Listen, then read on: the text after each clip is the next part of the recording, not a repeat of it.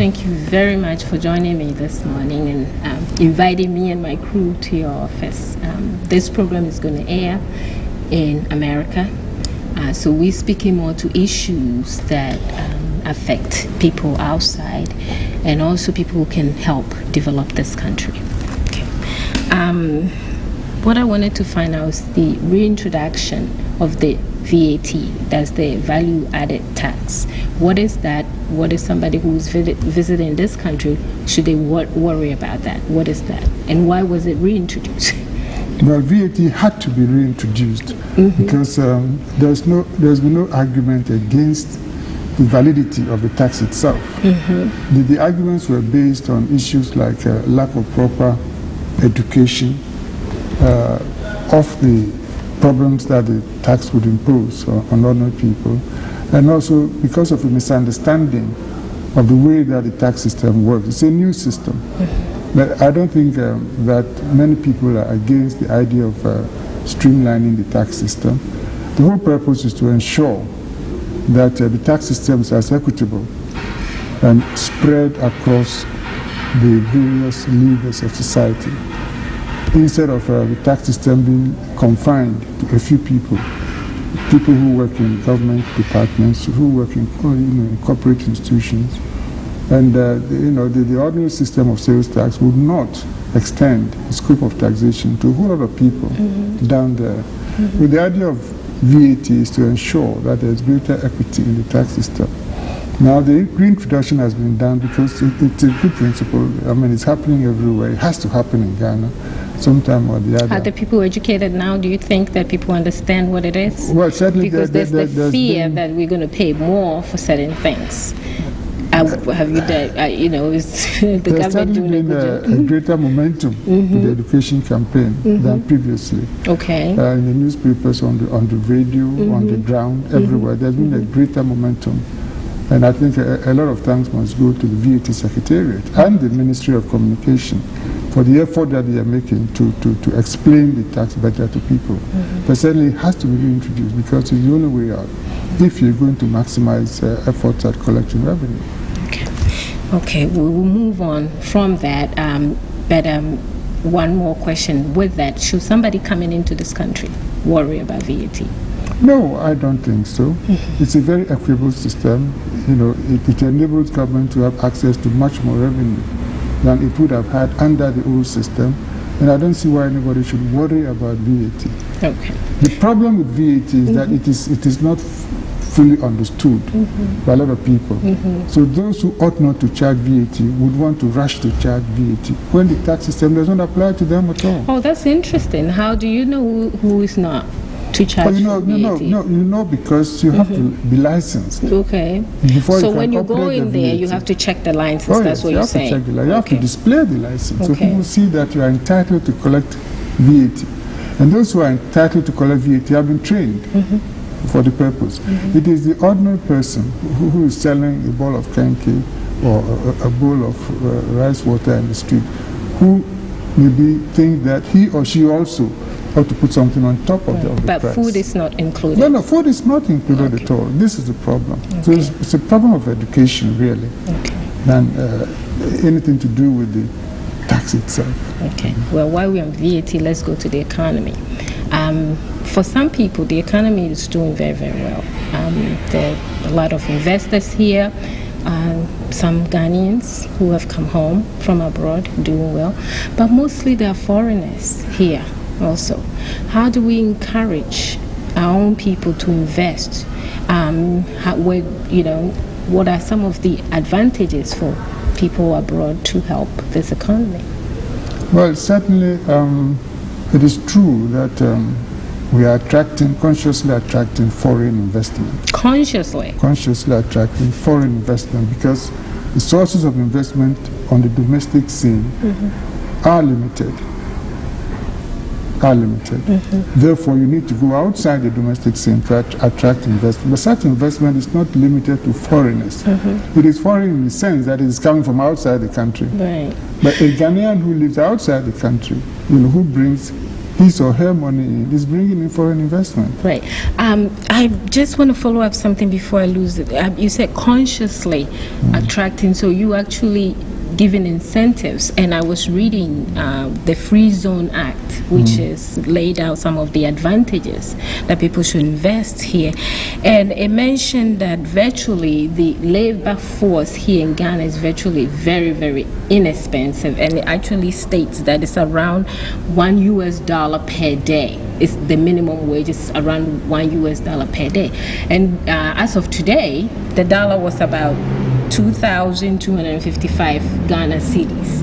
That is very low. I have been here for 2 weeks, and I know that that doesn't buy much. Are we exploiting our labor force just to attract investors here? No. This is a reflection of the state of the economy generally, and the state of the cedi generally, vis-a-vis the dollar. So the comparison does not really portray the true picture. You know, when you look at it from the perspective of what $1 can buy, it's a question of what 2,200 cedis can buy in the country. Which is nothing.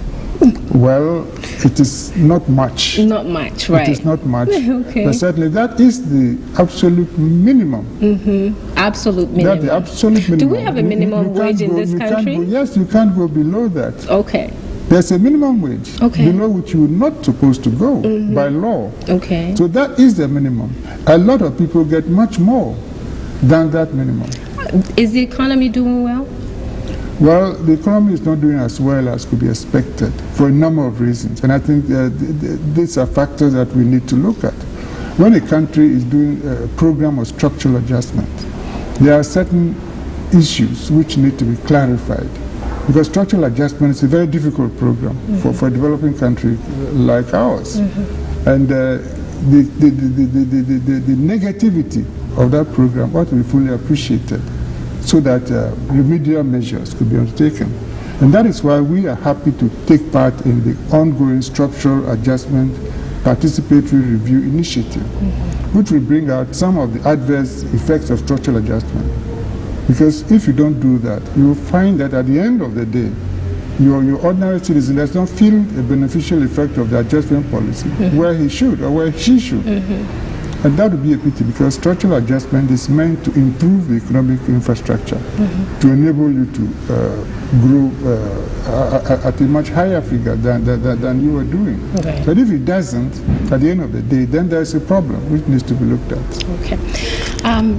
In terms of the economy, again, Ghana, those of us who live outside, we see Ghana has been used as the poster country, if you will, for democracy and free market. So we here at the World Bank or various organizations will mention Ghana as a stable country, which is doing well. Is that hampering the help that the World Bank, for instance, can help Ghana by using Ghana as the poster country, being that we've been stable for so long? No, I don't think so. That position has attracted a certain degree of funding and aid to this country. So I don't think there's anything adverse about that. Okay. The important thing is for us to use Ghana's experience to identify the problems and the difficulties and then to seek solutions to them. Okay. And I think we are in a position to do so. But certainly Ghana has done very well in terms of restructuring its economy. What we need now critically in the area of the economy is investment. More and more investment. And there we not realize aid, but investment. Not aid, but investment. That is what we need. Aid has its usefulness even now. But aid without investment really achieves very little. Very little. Right. After aid, you need to program yourself into the world of investment. And that is where we are now. So my message is that we need more and more investment, prepare the ground, the infrastructure is ready. But if we don't have a certain minimum level of investment, democracy is going to be meaningless for a lot of our people. That's encouraging to hear, because I think for some time Africa has been seen as a place where people receive, and we're just always looking for handouts, but investment is not handouts. No, it's not a handout. That's good. Well, we will shift, and you are the Speaker of the House. But you're also an NDC member, and this is the last term for President Rawlings. What is the future of this party? It's great, I should think. Okay. It's a party that grew out of the current experiences of our people. And election results will demonstrate that the party is very well rooted, both in the rural areas and even in the urban areas where it is not so strong. It still commands a reasonable percentage of the vote. Therefore, the indication from electoral results are that the party is well rooted. And so you're optimistic for the year 2000? Very optimistic. But then, of course, in my capacity as Speaker, I have to maintain a certain level of neutrality. Okay. Well, I don't like the concept of neutrality. It doesn't apply to the speakership. Objectivity. Okay. You have to object. You have to be fair. You have to be impartial. Okay. Yes. Certainly not neutral where development issues are concerned. Okay, we're going to end on sort of like a sour note, the issue of Chokosi. This is a traditional system practiced somewhere in Ghana here, where people are afraid of divine retribution and women are enslaved. The Secretary of Minister, I should say, of Human Rights, Mr. Short, had said a few months ago that there had been a law enacted to eradicate that system. As of today, it was in the Chronicle that there are still over 4,000 women in bondage, and only about 600 and something has been released. And the minister is quoted as saying, well, we admit it, that's what it is, but we have the laws on the books. How do we enforce that? How do we get this thing going and stop the system? Well, the majority of people in this country would condemn the Chokosi system, that's for sure. But then it is a system that is deeply rooted in the cultural psyche of a lot of people. So you have to handle it with care. The law certainly is important and must be enforced. But beyond that, you've got to change the attitude, the minds of our people. Otherwise, you drive it underground, then the law would not be very effective.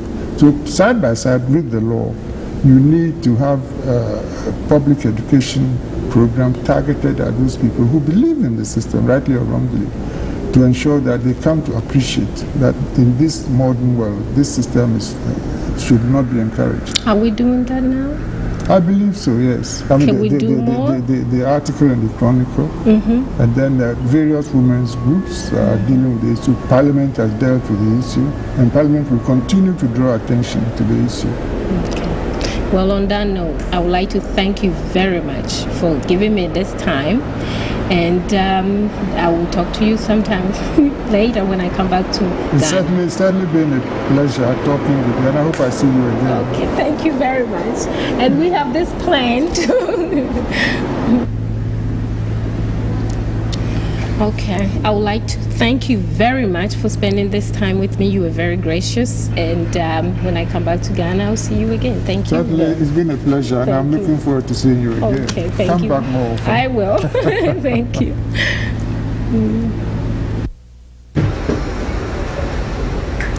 Thank you very much for having me today. I'm at Databank in Accra, talking to Yofi Grant, who is Associate Director in charge of the brokerage and business development. Great. Thanks for having me here, interrupting your day. Thank you. You're very welcome. Could you tell us a little bit what Databank is?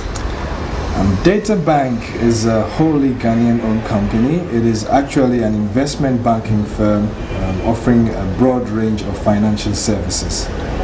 There are three main subsidiaries, which is the first, which is Databank Financial Services, is the corporate finance arm of the group, specializing in financial advisory services.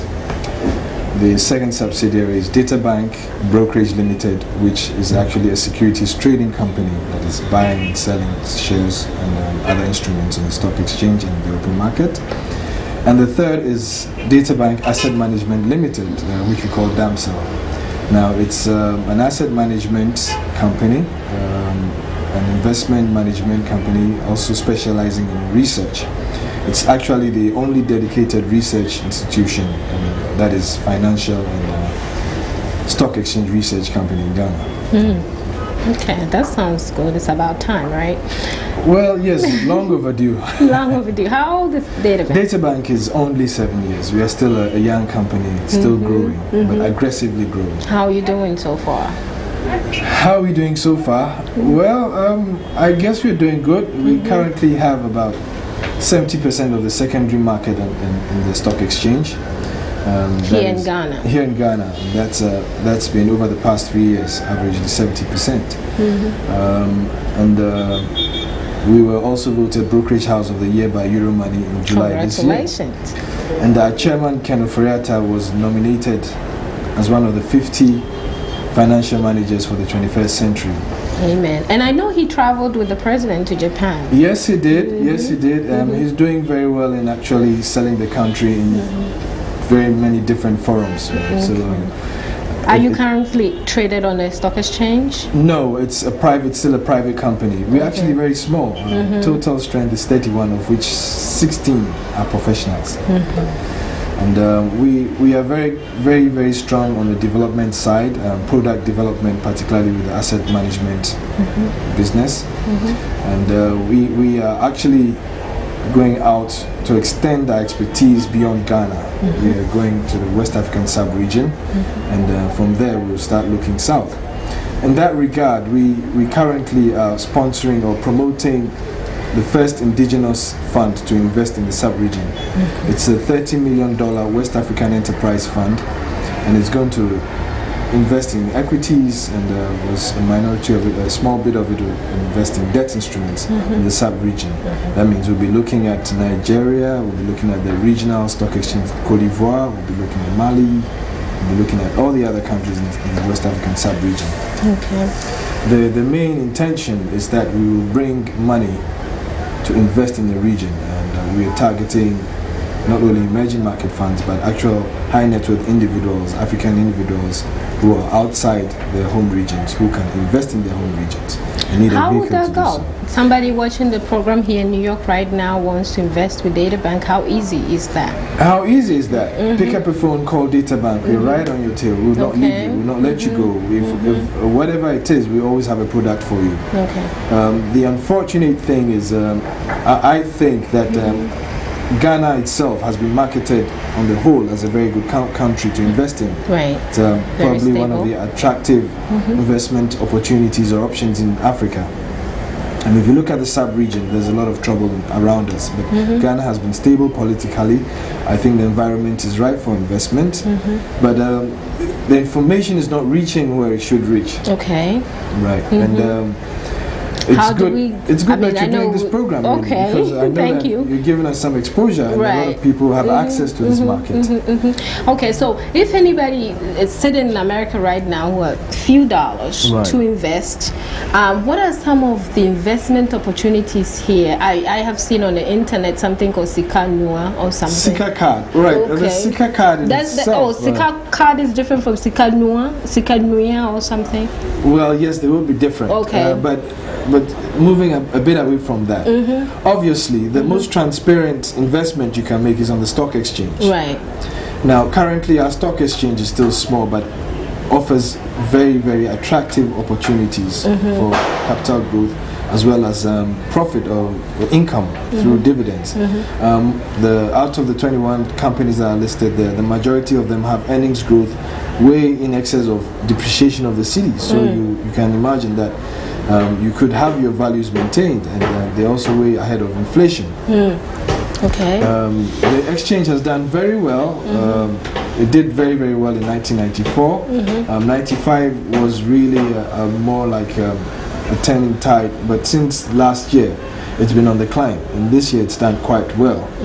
And I may surprise you that a lot of our business, that is Databank, is from portfolio managers offshore and emerging markets offshore. Okay. We talk to them all the time. So you invest offshore beyond the...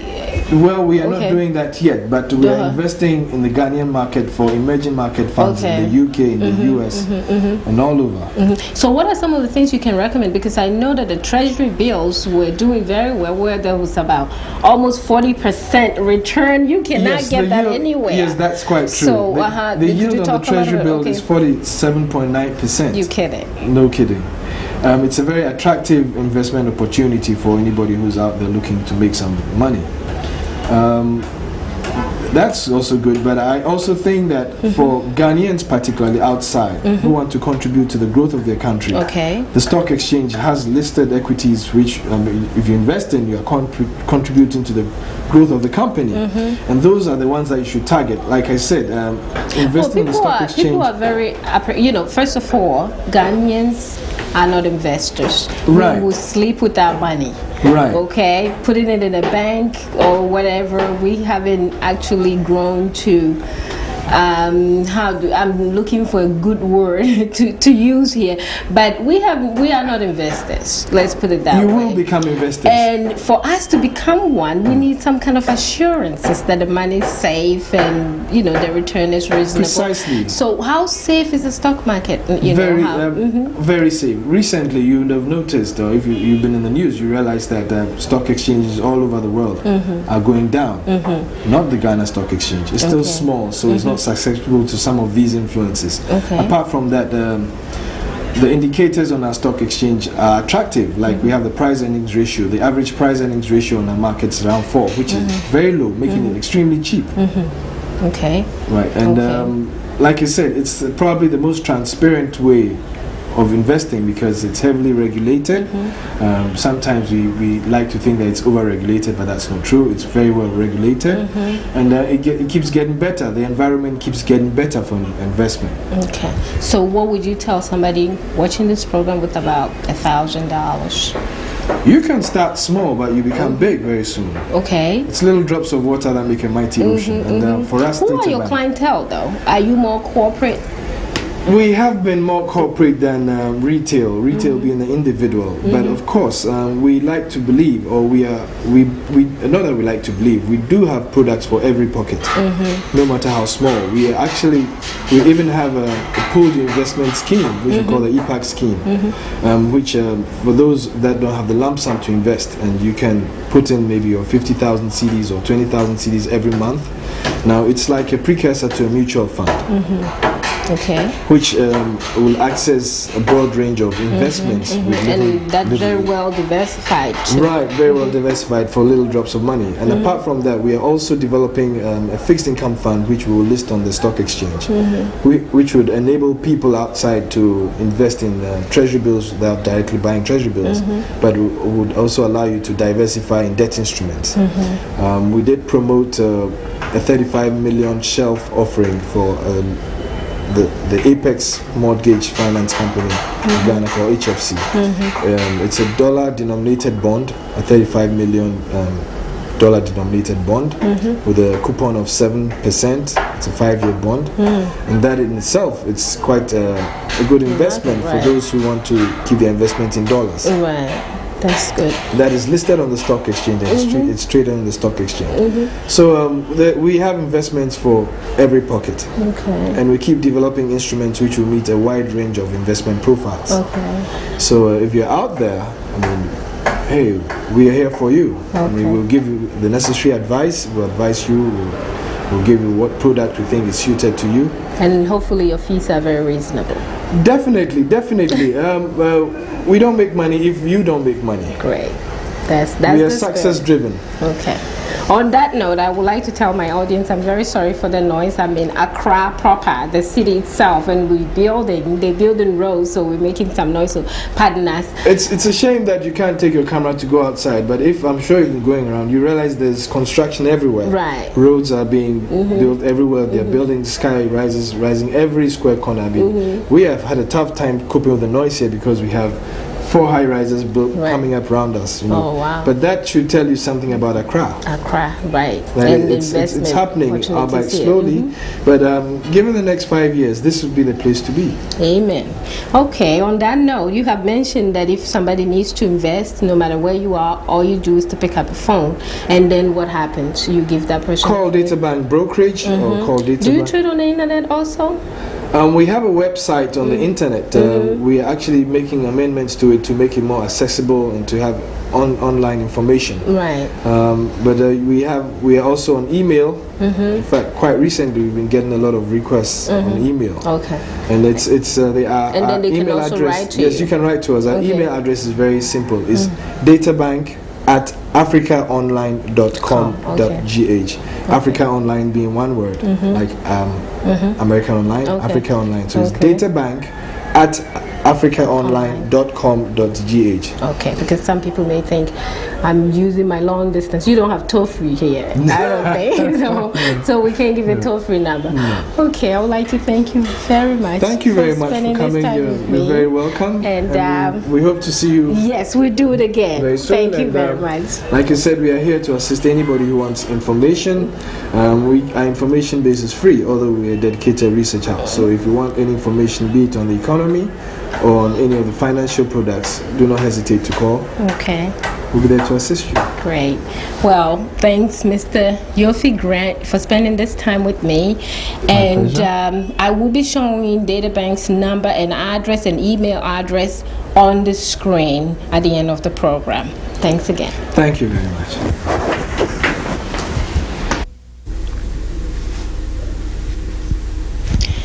I'm at the home of Mr. Odoi Sykes, who was once an MP. Yes. And ran last year for his district. Yes. Here in Ghana. Mr. Sykes, you ran and you were unsuccessful. Yes. But there were a lot of people who were saying that you won, but somehow it was stolen from you. Do you truly believe that? And what makes you think that? Yes, a lot of improprieties took place. And some of these were detected in the course of the elections. We tried to challenge some of those incidents, but in the heat of the elections that day, nothing much could be done. Now at the end of the day, when the results started coming in, then it dawned upon us how deep was the rigging. I mean, the elections were definitely rigged in my constituency. You talk to anybody at all before the elections, and it will be confirmed. What makes you say that? Were there specific things? There were specific things. These presiding officers, we had 116 polling stations. They were expected to get the votes counted, entered into results sheets, signed by the party agents, political party agents, before they were taken to the constituency center. Now, some of these forms were signed by the agents before the entries were made. Before the ballots were counted? No. Okay. The ballots, yes, the ballots were counted. In some cases, the ballots were not even counted. We have three cases, railways, Agbobroishi, and one other station, where the ballots were not even counted, because the presiding officer said that they had no light, it was getting dark, so they asked the agents to sign, and then the ballots would be counted and entered, you see. Now, we all know, elections all over the world, there are certain constituencies where one would be surprised by, the results which come out. Will you say that because you had a strong constituency base and that people, my constituency, said that you doing good job in your area, that you were a little bit complacent and not too aggressive? Well, in the course of the campaign, there was no challenge. Okay. There was no challenge at all. You see, I served this constituency from 1977 when I went to the district assembly. And in 1979, I entered parliament. I was a leader of my party in parliament. And the things I did, I catalogued. If I knew you were going to ask, I will give you, a list of things which I did. The beach, gave them latrines, gave them, lights in the Bukom area. Arranged scholarships. That's a big deal. Yes. Okay. And, when we started the campaign, there was no challenge. There was nobody so you offered never any challenge. expected. So I never expected. But then, about a month, we heard about all these things. Open bribery. The papers published. I can get you copies. the NDC candidate was going from house to house distributing money and drinks, schnapps. All these things were reported to us. We reported to the electoral commission. Did you try to combat that by you distributing money? No, that's I mean, I wouldn't say it's our weakness, but that is, the Achilles heel. I mean, in our campaign, we even if I had the money, it would have been difficult for me to do such a thing because we've been preaching against it. Okay. I hear in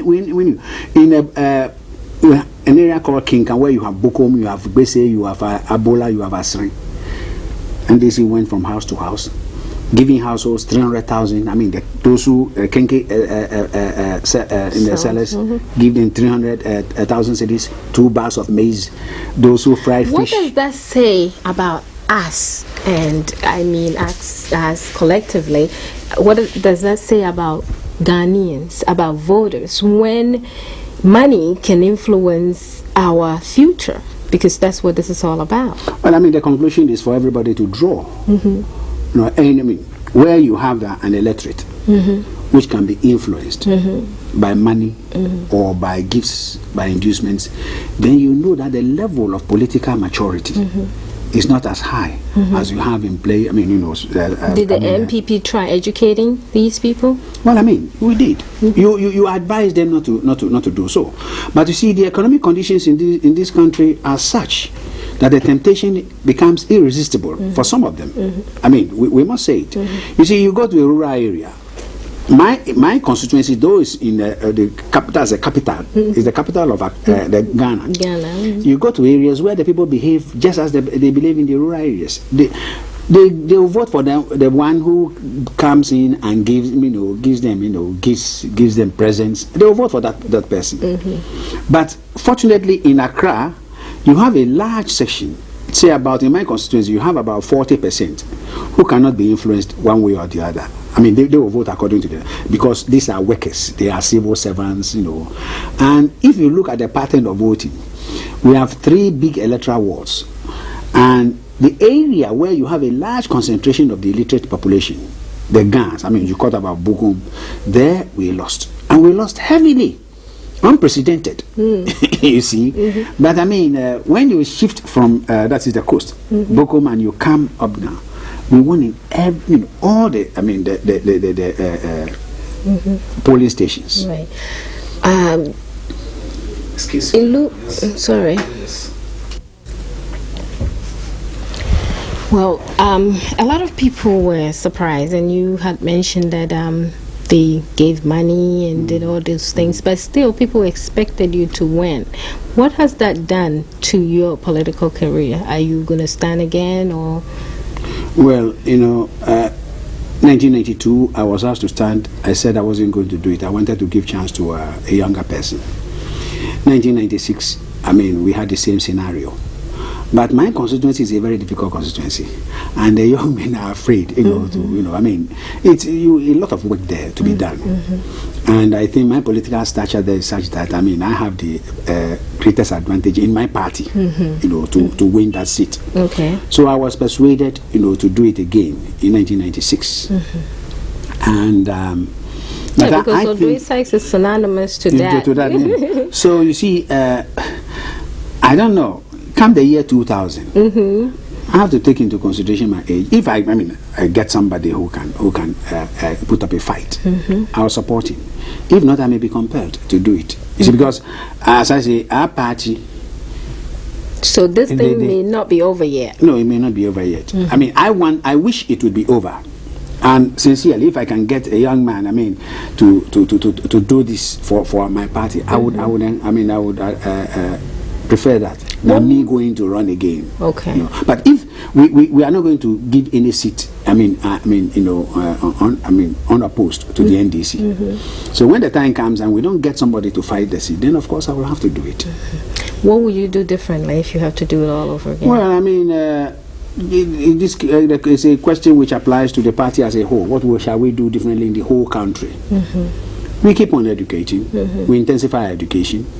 I mean, the lapses in the electoral system, which were exploited by the NDC, we'll try to block, some of the loopholes. The polling agents we put there, some of them, about I may say about 25% of them or 30% of them were bought over. They were bought over with money. You have a polling agent, and he signs the form without waiting for the votes to be counted. I mean, this shouldn't happen. But this happened because we had a short time to campaign. We had a short time. We were not able to get polling agents on whom we could swear. There were people you come and say, it's a party member, and then you put him there. I mean, a week before the elections, some of the polling stations, we did not have polling stations because we couldn't get our own trusted people. So we said, okay, let this man do it, let that man do it. You see? So you checked for that, and I heard also that there were phantom voters, people who just showed. Oh yes, I quarreled with Adamafiu, the one who won, and 2 polling stations. He brought people there from outside the constituency, to come and vote. People who had no vote, and what they were doing was that, you see, they had planned this. I think they knew that was the only way they could probably, put up a fight. The register, has a lot of, the whole register has a lot of ghost names. So they had some of these presiding officers who were chosen by the Electoral Commission, and they were working through them. By 1 o'clock, 2 o'clock, when they realized those who had not come to vote, they were giving their numbers to, in this station we call it, what do you call it?